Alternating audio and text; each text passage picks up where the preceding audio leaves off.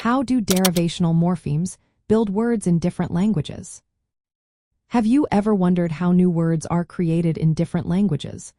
One fascinating aspect of this process is through derivational morphemes. These are small units of meaning that can be added to base words to form new words, often changing their meaning or grammatical category. Let's break this down to see how it works across various languages. Derivational morphemes can be prefixes, which are added to the beginning of a word, or suffixes, which are added to the end. For instance, in English, when you add the suffix ness to the word kind, it transforms into kindness, changing it from an adjective to a noun. Similarly, the prefix un can be added to happy to create and happy, which negates the original meaning but keeps the word as an adjective. In English, derivational morphemes can change the part of speech. For example, take the verb teach. When you add it becomes teacher, which is a noun. Sometimes they can change the meaning without altering the part of speech, like happy becoming unhappy. You can even stack multiple derivational morphemes together. For example, proportion can become proportionate by adding ate, and then disproportionate by adding dis, and finally disproportionately by adding lie. Now let's look at how this works in other languages. In agglutinative languages like Turkish or Japanese, derivational morphemes attach in a linear sequence.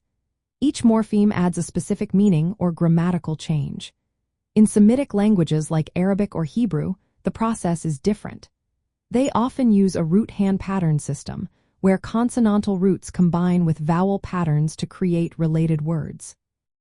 For example, from a root meaning write, you can derive words like writer, writing, and book. Romance languages also utilize derivational morphemes, typically as suffixes that change verbs into nouns or adjectives. For instance, in Spanish, the suffix kin corresponds to the English ten. So, informer becomes información. Understanding derivational morphemes can help you decode unfamiliar words by breaking them into meaningful parts.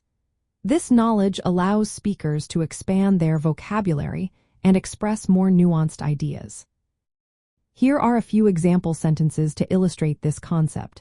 The teacher explained the lesson clearly, shows how teach plus becomes teacher.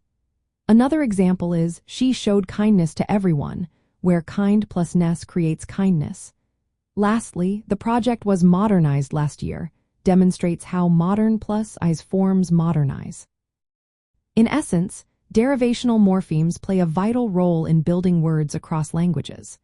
They attach meaningful prefixes or suffixes that alter a word's meaning or grammatical role. This process varies from one language to another but serves the universal purpose of expanding vocabulary and enriching expression.